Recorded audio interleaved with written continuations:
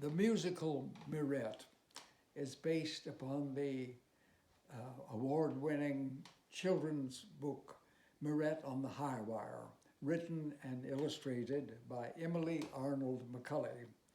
The libretto is from playwright Elizabeth Diggs. Harvey Schmidt did the music, and I did the lyrics. The setting is a small theatrical boarding house hotel in Paris in the 1890s. And the opening number is called Madame Gâteau's Colorful Hotel, kind of bouncy up number where we see the environment and we meet the people. Madame Gâteau, the proprietress, her daughter Mirette, and various artistes, acrobats, clowns, opera singers, whatever, who appear in the music hall or some in the circus actually. And when the opening number, lively opening number is finished, then into this happy environment appears a stranger, sort of dark, dressed in black, very serious, non-smiling man. He wants to rent a room, and Madame Gâteau says, "I'm sorry, we have nothing at the moment, but if you come back in a couple of weeks." He says, "No, I've just returned to Paris from abroad. I need something right now. Perhaps you can suggest another establishment." And Mirette says, "Well, Mama, we have the little room downstairs." And Madame Gâteau says, "Yes, but it doesn't suit everyone. It's a small room in the cellar. It has a separate outside entrance. It's not even really connected to the main part of the hotel." And he says, "It sounds fine. I'll take it." She says, "All right, Monsieur Paul. Monsieur Paul, how long will you be staying?" And he says, "My plans are uncertain." "You are a performer?" "I am retired." "Retired or unemployed?" And he says, "I am retired. I'll pay the rent in advance. 3 months?" She says, 3 months, but you haven't even seen the room." He says, "It will suit fine. One thing, I don't want to dine with the others. I'd like to take my meals privately in my room." And she says, "That could be arranged." She goes off to do other things as he signs the register and Mirette stays back to show him to his room. Excuse me. As he's signing, Mirette says, "Are you an actor?" "No. My father was an actor. He went to Brazil." He must have been running away from something. "Brazil is very far away." "Have you been there?" "Yes." "Were you running away from something?" "Yes, I was." She says, "My father was running away from us, from my mother and me. His name was Gilbert. Did you meet him?" "An actor named Gilbert? No. He died in Brazil." That seems a very harsh punishment. She shows him to his room. He says, "Now give me the key." She does. He says, "Now go away." And he closes the door. Then we see the next morning on either side of the stage, there's a kind of flat indicating the outside, a wall of the hotel with windows. And various artistes from the music hall or circus are leaning out the windows, watching what's going on, and often singing commentary for us to help us guide us through the story. And we learn from them that Monsieur Paul has put a low wire across the courtyard, the back courtyard of the hotel, and they sing. I won't sing, I'll just talk the lyrics. "Every morning just at sunrise, every morning just at dawn, when he thinks the world is sleeping and the watchful eyes are gone, then the stranger leaves his cellar, climbs upon the wire outside, and like the rising sunlight, suddenly he starts to glide. He flies to the air, he glides." And Mirette comes out and she sees him and she's enthralled. And she says, will you teach me how to do that? And he says, no. Why not? Because I'm not a teacher. He jumps off the wire and leaves. And the ensemble sings, the artistes sing, every morning when he's finished, when his daily dance is done, Mirette sneaks out to the wire and her practice is begun. Mimicking his every movement, copying each step he takes, Mirette falls until exhausted, but she learns from her mistakes. She tries to glide on the wire. She tries, and then they sing, Mirette, you better watch out because someone's about to catch you. And indeed, at the end of the number, he says, stop, get down from my wire.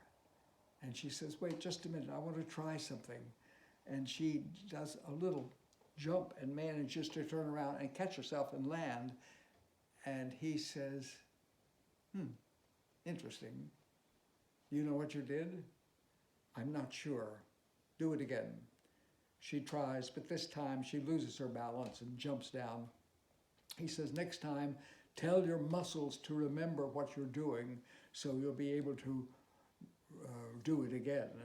He said, let me see your feet. And he looks at her feet. It's good. You have good balance, very good balance. And you're obviously dedicated. You've been working very hard. I can see that. I have a suggestion. Why don't you study dance or acrobatics or maybe even the trapeze, but stay away from the wire? And she says, why? He says, because it's too much. It never lets go of you. And she says, but I love it. And he says, you don't know what you love. You're too young. You have to first find out who you are. And she says, how do I do that? He says, be an explorer. Go off on a great exploration. What you're looking for is you. And when you find it, you'll know. And he sings, all of a sudden, in the middle of the day, you blink your eyes and see not who you are or who you were, but who you could someday be. Learning who you are, what a thing to know. Finding that door, that special door where only you can go. Learning how to be no one else but you.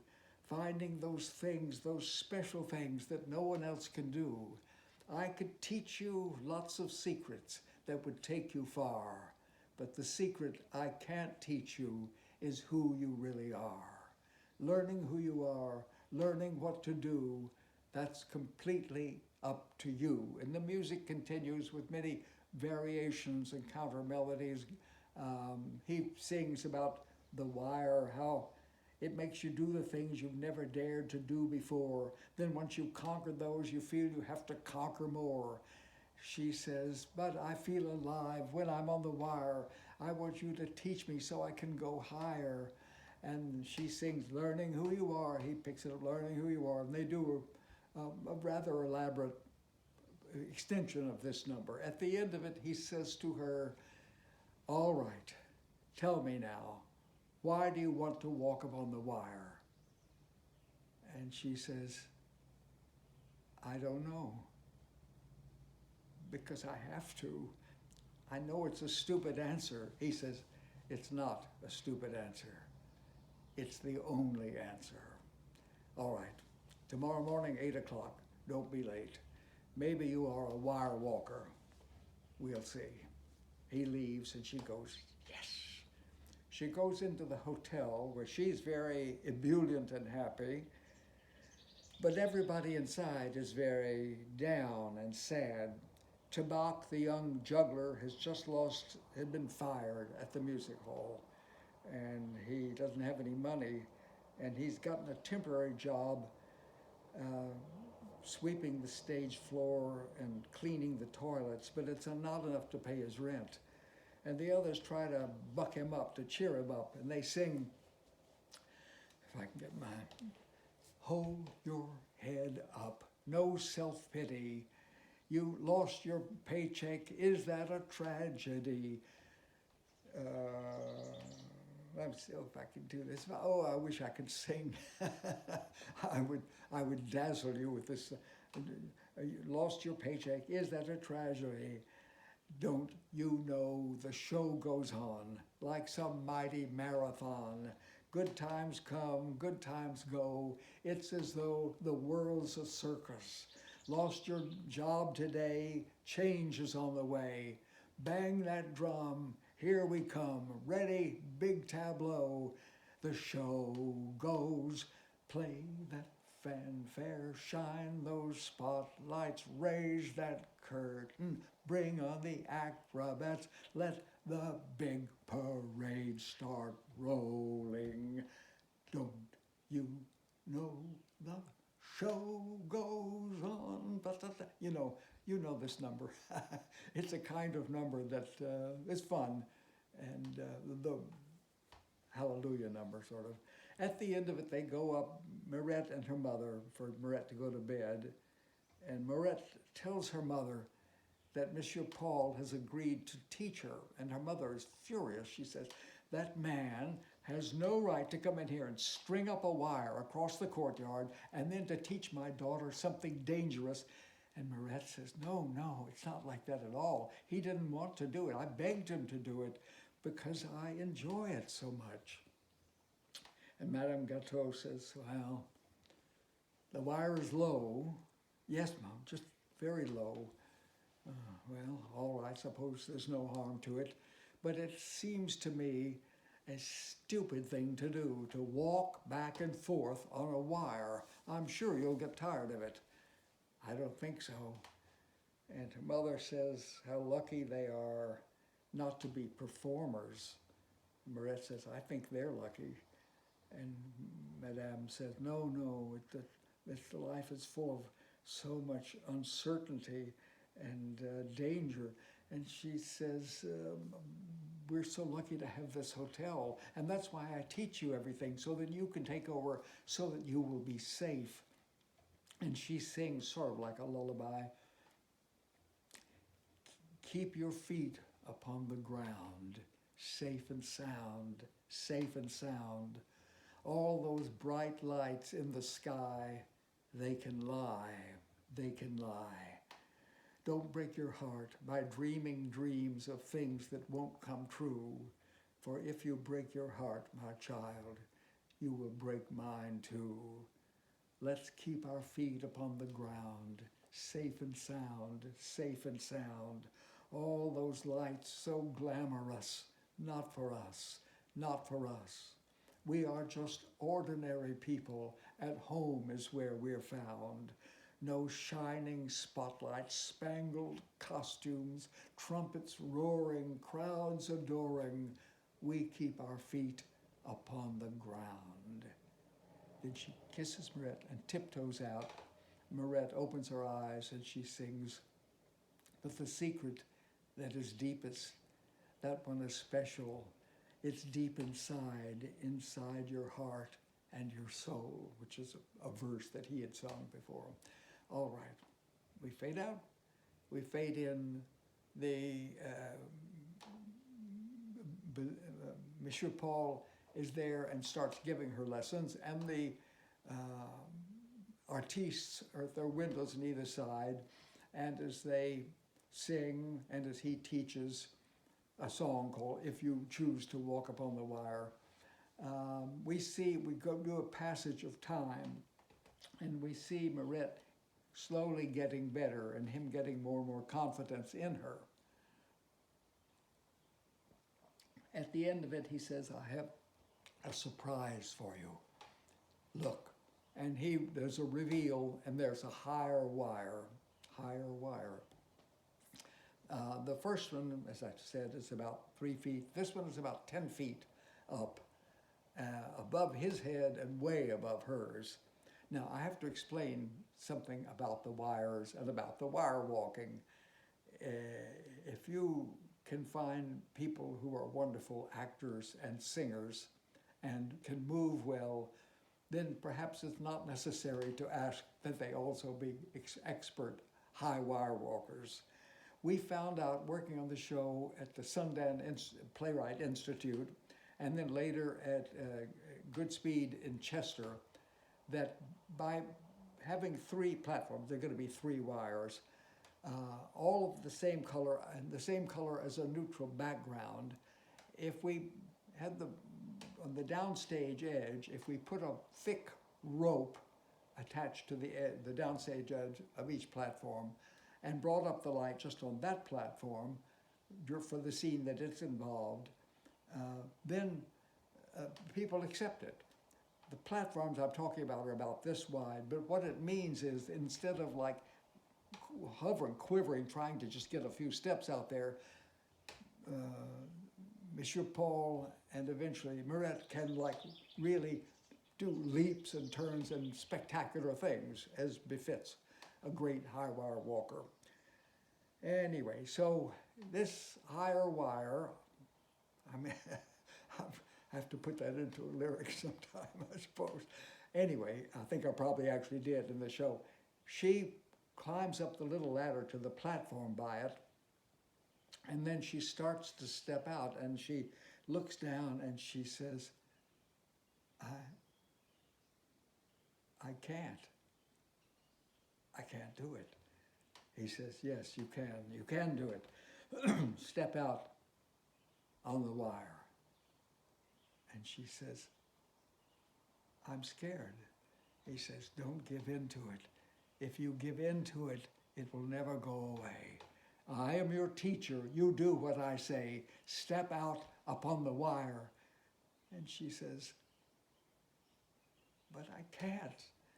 And he looks up and sees that she's weeping, and his tone changes completely. He says, Mirette, listen to me. The time comes when you have to leave the low wire. It's too close to the ground, too easy to jump off. There is no danger, there is no challenge. But if you can walk upon this wire, then eventually, maybe you will be able to walk upon the high wire, to step out into the sunlight, above the clouds, to your head almost in heaven and your body removed from all of those forces that want to pull you down to the ground. For a little while, you'll be a god. I think you can do it. Now, step out on the wire. And as they begin to sing his earlier song, Mirette begins to walk on this wire. And they sing, if you choose to walk upon the wire, you have to leave the others far below. Just keep your eyes up high on the horizon. If you look down, then down is where you're bound to go. And he sings, there is no down, not for you anymore. This is your destiny, as it was meant to be. You're going to follow me as it was meant to be. Once all the fear is gone and you have walked upon the wire, and there's a big ending as she reaches the other side and says, I did it. And then we go down to the hotel, and a new character arrives. New to us, but not to the hotel. Max, an impresario, a talent scout impresario, who travels around the world lining up talent for circuses and music halls and so forth. He's very excited because he says, wow, why didn't somebody tell me that the great man was here and down in a basement room? And they say, what are you talking about? He says, Bellini. And they say, Bellini? He says, yes, the great Bellini. They talk about, he sings a song and they join in.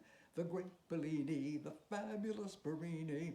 He was the greatest tightrope walker of them all. And he sings them the song. He moved from the music hall to the circus, but then he felt constricted by the tent. He kept raising up the wire higher, higher, higher, until he'd gone where no one else had ever dared to go. No net, no net, no chance of any net, just him and death and 50,000 people down below. Oh, the great Bellini, and so forth. Excuse me. Mirette, hearing this, goes rushing out, and when they finish the song, we shift our scene to Bellini's room. Monsieur Paul, and now I will call by his rightful name, which is Bellini. And she comes in and says, "Why didn't you tell me who you were?" And he says, "What do you mean?" And she says, "The great Bellini." And he tries to deny it, but she says, "Everybody knows it." And she talks about Max having seen him. And he says, "No, Mirette, I am not the great Bellini. I was the great Bellini. I am not the great Bellini." Something happened which changed all of that. And she says, "What happened? If you tell me, maybe I can help you." And he says, no, this is complicated, and you're too young. She says, "Sometimes a person can help even if they are young." And she sings, "Sometimes you just need someone to pull you through, someone to open up a new world for you. Just when I needed someone, that's when you came to me. That's when you came to teach me what I could be. Sometimes you just need someone. Let the one for you be me. Let the one for you be me." And as the music is continuing, he says, "No, I'm sorry, but it doesn't work like that, much as you might like for it to. This is something I have to do all by myself. I have to stop with the lesson, teaching you." And she says, "But you have to teach me." "No." She says, "But that isn't fair." He says, "Fair? Are you really so stupid that you think the world is fair? No, it's over. I'm finished. End of discussion. I'm not a teacher. I told you that when we first met." And she says, "You said I was talented. You said I was good. I was lying." "No, you weren't lying. You're lying now. Something is making you lie. Leave me alone." She says, "Are you afraid of something?" He says, "Good God, no." And then she says, "Why do you turn away?" He says, "Because I'm sick of being around you. I'm sick of having you yapping at me, at my heels, scratching, yapping like a little dog. I want my silence. That's why I came here." She says, "Why don't you look at me?" And he says, "Because I'm sick of looking at you." Good God, no wonder your father left. And she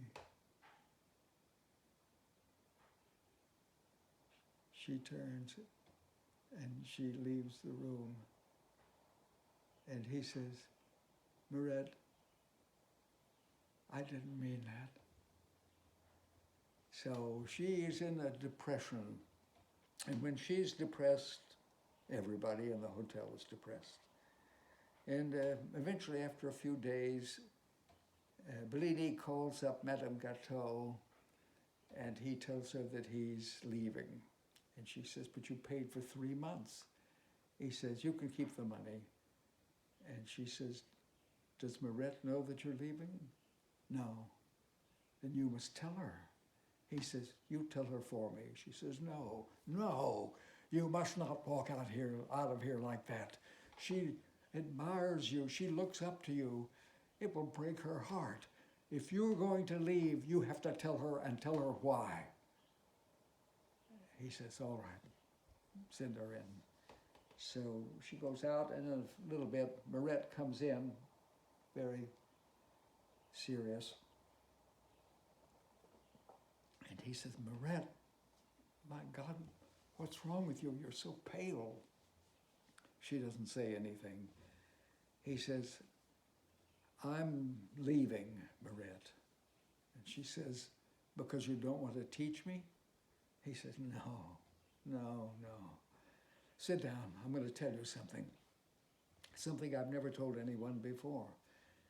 It was a walk over a town square, high up, and a challenging trick. I was going to do a somersault on the wire through a hoop. Dangerous, but something that I had done 100 times before.